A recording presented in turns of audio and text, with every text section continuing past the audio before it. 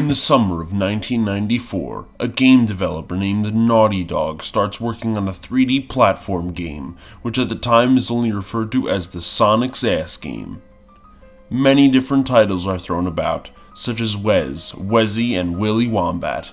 Eventually, the company decides on a name: Crash Bandicoot. Crash Bandicoot is released in the United States in the September of 1996. The game becomes widely popular among audiences and served as the Kickstarter to Naughty Dog's career.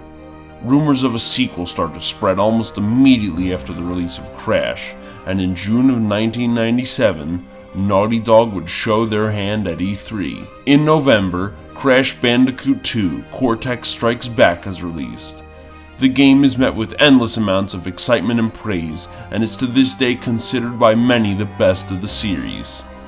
Naughty Dog adds even more with the third game, Crash Bandicoot 3 Warped, released in November of 1998. This game would serve as the finale to the Crash Bandicoot trilogy. However, Naughty Dog's contract with Universal would not end until January of 2000, so Naughty Dog still had time for one more game, and their game of choice was... a kart racer?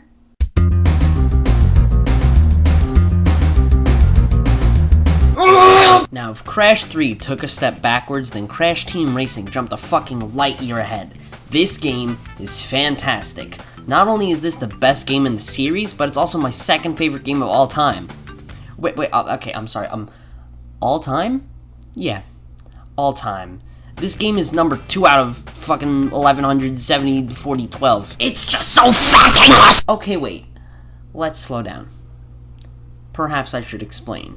Now, one would expect that a kart racing game made by a company whose only experience was platform games would turn out to be substandard at best. But if Mario taught us anything, it's that if you can make Goombas squeal, you can jump behind the wheel. However, Naughty Dog not having experience with making a kart racer turned out to be an advantage for them. Similar to how the people who made GoldenEye for the N64 never made a game.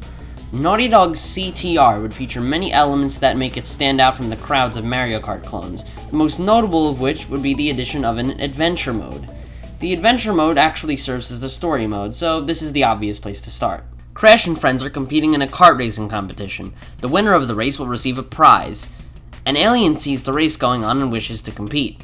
This alien is Nitrous Oxide, who claims to be the fastest racer in the galaxy. He goes all over the galaxy and challenges people to races. He has now come to Earth and has challenged Crash and his friends. Oxide also threatens that if he is not defeated in a race, that he will turn your entire globe into a concrete parking lot and make you my slaves. Get ready to race for the fate of your planet. Fucking awesome. So, instead of contacting the military, they accept Oxide's challenge, and all the racers gather together to compete for the fate of their planet. Now that we got our story out of the way, we can discuss the adventure mode. When we start up a new game, we are brought to the character selection screen. Here we get to choose from 8 characters. We get Crash, Coco, Cortex, Engine, Polar, Purah, Tiny, and Dingodile. Each of the characters have 3 listed stats next to them: speed, acceleration, and turning. Who you pick is important, as each of them control differently. Characters like Polar have really tight turning, but also lack in speed. Characters like Dingodile have really good speed, but also aren't good in moving around tight corners. I usually play as Cortex, but I thought I'd play as Engine this time. So, we tick our name in and we're brought to the world map. Uka Uka greets us and tells us a bit about how the map works, and then we are ready to play. The map contains 4 tracks, although 2 of them are locked. You can unlock the other tracks by gaining trophies, which you earn for finishing a track in first place. So anyway, let's dive into the first level, Crash Cove. One of the first things you're probably going to notice is that this game looks a lot like Mario Kart. This game was criticized when it came out for being a Mario Kart clone. At the same time, it was also considered the best of the Mario Kart clones. This is because CTR, while taking obvious inspiration from Mario Kart, has plenty of its own original content and features that wouldn't be added until later Mario Kart installments. One notable feature of CTR is its incredibly tight controls and wide variety of techniques that can be utilized to maximize your racing experience. Wow, I sounded really smart for a second. One interesting feature of CTR is the ability to make your kart hop. By pressing R1, you can bounce. If you time your jump accurately by doing it off the edge of a steep cliff, you'll be rewarded with a big boost once you land. However, there are many other ways to get boosts aside from jumping. You can also boost by riding over a boost pad, picking up a boost from an item crate, or using an advanced technique called power sliding. More on that later. Throughout the tracks, there are item crates scattered everywhere. In these crates, you can find all different types of items. You can get TNT crates, potion beakers, and many more. The item system works similar to the likes of Mario Kart. Players in the back are given better items, and players up front are given standard items. You can get masks, which double your speed and make you invincible. You can get the warp ball, which tracks down whoever's in first place. Missiles, bowling bombs, you name it. However, something interesting is that your items can be upgraded mid-race. Let me explain. Throughout the tracks, you can find item crates, but also Wampa crates. Wampa crates will randomly give you a number of Wampa fruits, ranging from 5 to 8. When you collect 10 Wampa fruits, you'll become juiced up, and all of your items will become more powerful. The more friendly TNT crates can be bounced off your head by mashing the R1 button, and the more deadly Nitro crates cannot be touched at all, or else they will immediately explode. It does an excellent job of adding an element of challenge to this game, and guess what? This is one of the hardest games, but not the hardest, in the series as well, but we'll get into more of that later. After completing the 4 tracks on the map, a boss opens up. Bosses? In a racing game? Interesting. This game features bosses, and each of them find an irritating way to take advantage of you, usually by abusing shortcuts or throwing items behind them. It may look easy from the footage that I'm showing you, but remember, I've had this game for 11 plus years. For someone who is new to this game, these bosses can be a real pain in the ass. The challenge feels welcomed though. It doesn't seem excessively difficult like Warp's time trials or Bash's, well, just Bash in general. After defeating the first boss, we obtain a key.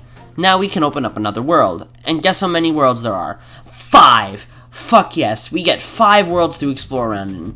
4 of the worlds are your standard races, but the 5th one is special and we'll discuss it later.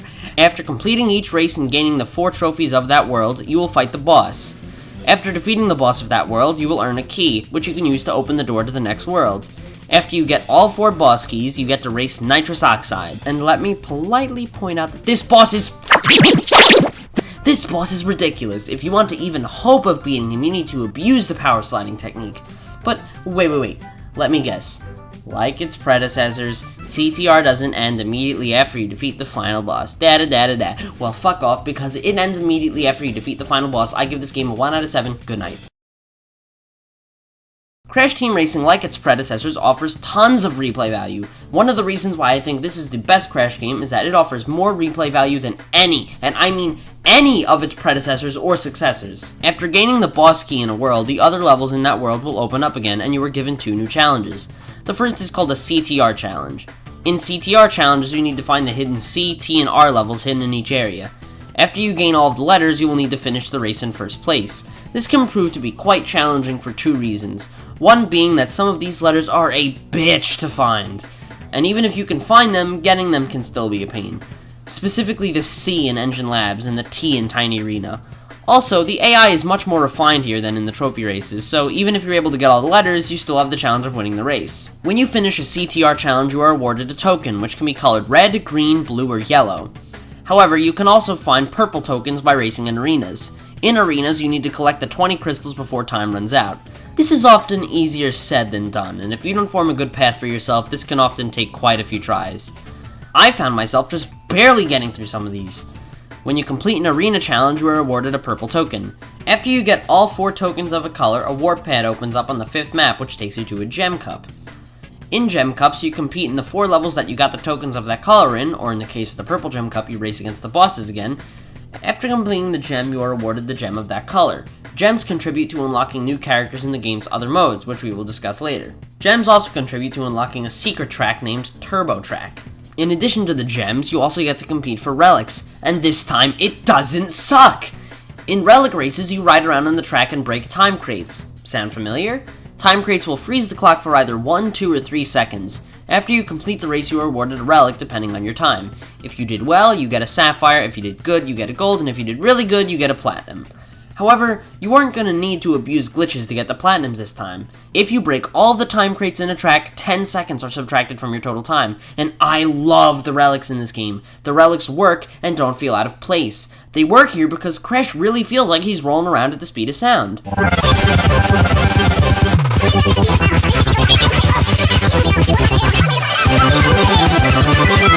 In the the case of Warped, everything was all stop-and-go traffic style. Wait for enemies that can't be worked around, collect 25 more relics than you should be required to earn, yada yada yada. In this case, Crash feels fast. The relics work. The platinums don't feel absurd, they feel challenging. Now there's a definite way to earn platinums, but it still isn't easy. It's challenging, but not tedious. Something that Crash 2 achieved, and something that this game mastered. After earning all 18 relics, including the ones in the hidden Turbo Track and Slide Coliseum, we get to race Oxide a second time. After we defeat him, we get the true ending. Thanks for watching, and I'll catch you next time.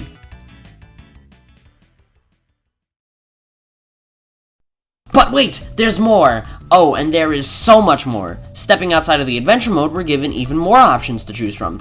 In arcade mode, we can race on the tracks just for fun. We can also race as the characters we unlocked for completing the gem cups. We can also compete in arcade cups, in which after completing them in first place, we will unlock new arenas for the game's battle mode. Then there's time trial mode, and this is where the insane challenge of this game really shines through.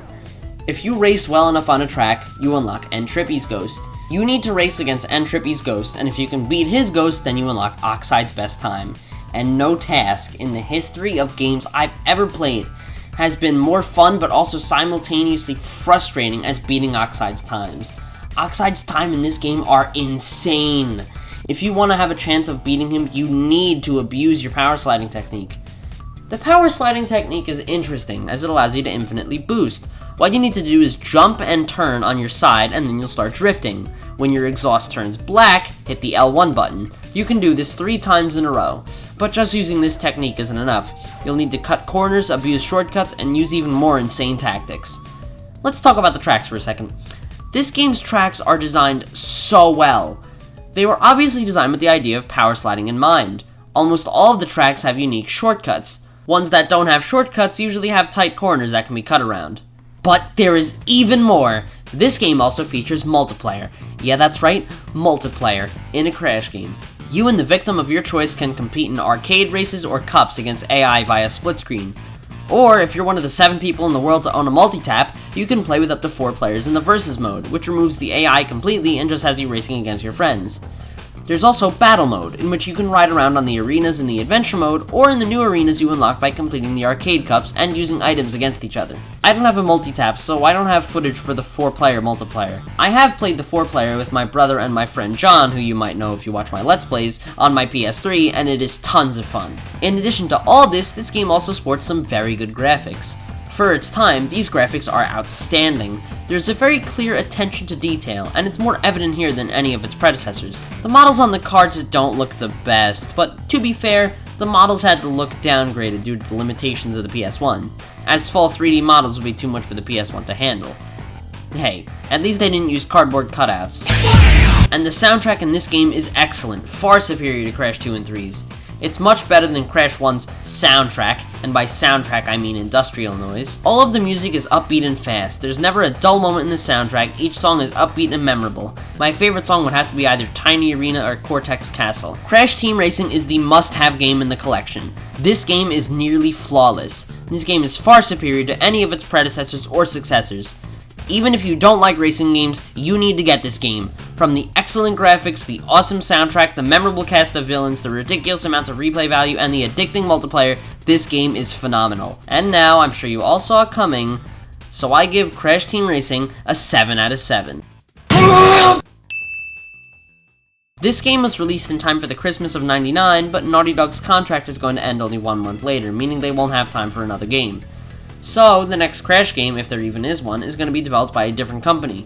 Join me next time for when I review Crash Bash.